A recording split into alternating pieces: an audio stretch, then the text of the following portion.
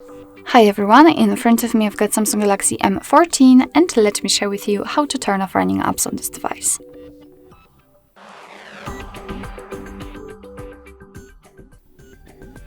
So basically we have to open the recent, and depending on what kind of navigation type you've got set, you can do it differently.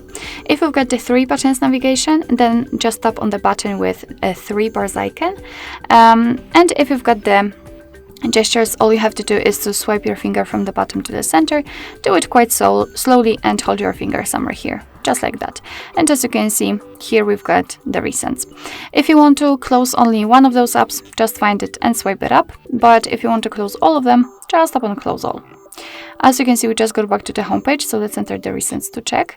And here we've got no recently used apps, which simply means that we just successfully turned them off. So basically that's all. This is how to turn off running apps in your Samsung Galaxy M14.